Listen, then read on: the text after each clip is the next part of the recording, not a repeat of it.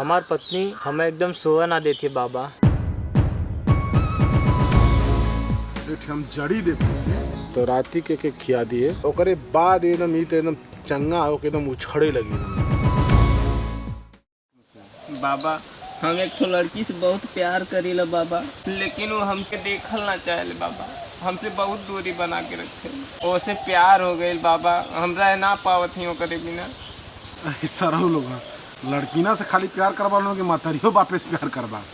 चल ठीक है, जब छेरी बकरी लकड़ी खा के 3 महीना में बच्चा देली। हाँ बाबा। तो जवान हो गलो, तो भावना के समझत है हम बाबा। कौनो हल निकारी बाबा।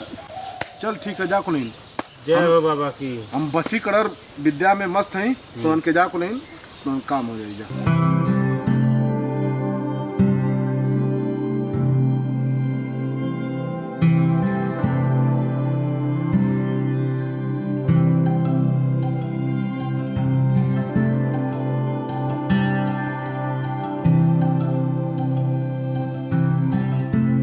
बाबा की जय।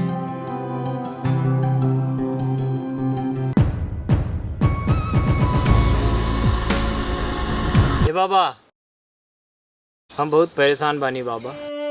हमार पत्नी हमें एकदम सोवा ना देती बाबा, अजीबो गरीब हरकत करती बाबा।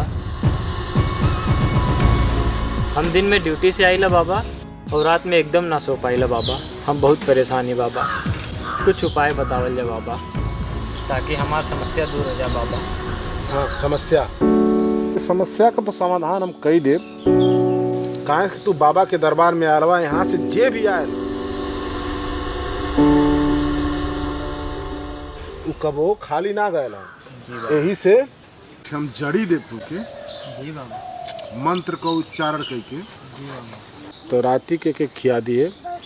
ओकरे बाद एकदम ई एकदम चंगा होके एकदम उछड़े लगी एकदम। बाबा हम अपने पत्नी खातिर कुछ भी करब। फिट हो जाए एकदम, मिनटों मिनट में खत्म मामला। ला है जड़ी फूकत ही के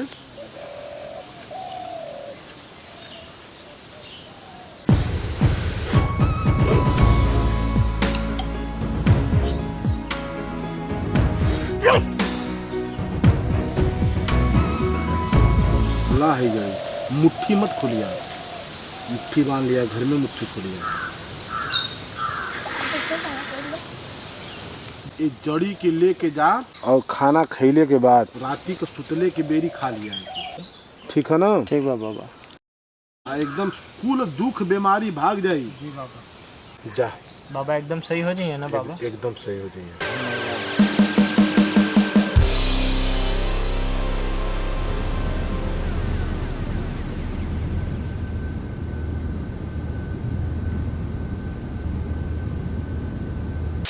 ये जड़ी के लेके जा और खाना खैले के बाद राती को सुतले के बेरी खा लिया है।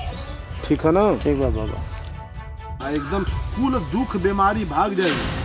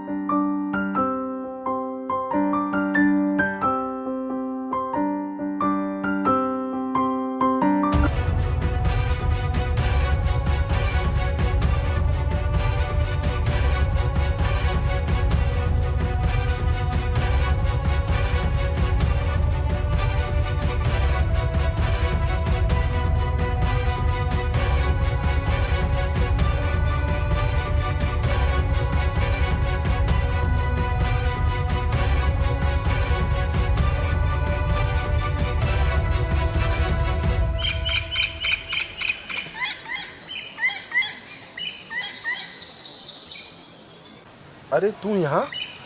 हाँ हम। तू कैसी यहाँ? तू ऐसा का कही देले बाटा कि हम तोरे बगैर नहीं रह पावती? कौन से जादू मंत्र कही देले बाटा? हम का कह रहे हैं? हम अपने तपस्या में लीन नहीं है। पागल बना देले बाटा, एकदम पागल। हम पागल बना देनी? हाँ। हम तोरे बगैर नहीं रह पाई। साथी का होत है?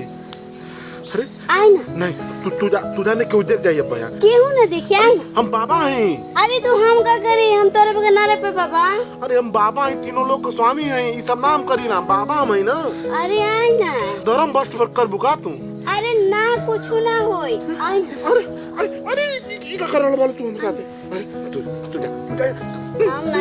अरे चलो सूर्य का हो तू जा कर तू ना ना ना जाओ। अरे अरे बहुत अच्छा लगा थी कि पागल हो गई। लगा था कि अब तय करे साथे कुछ करे।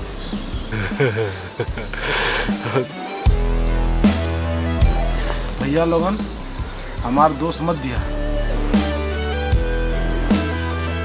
चला ठीक। तो यह तुके पसंद बात चला हमारे कुटी में। हाँ ठीक बा। पूरा बढ़िया से कर ले। हाँ ठीक।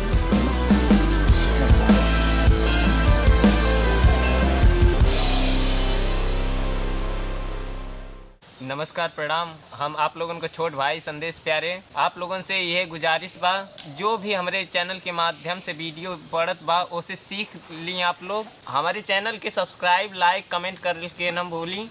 और हमारे अतरंगी बाबा के एपिसोड हमेशा जात रही, एक से बढ़ के एक वीडियो बनी जौने में हर एक प्रकार से सीख दियल जाए आप लोगों के।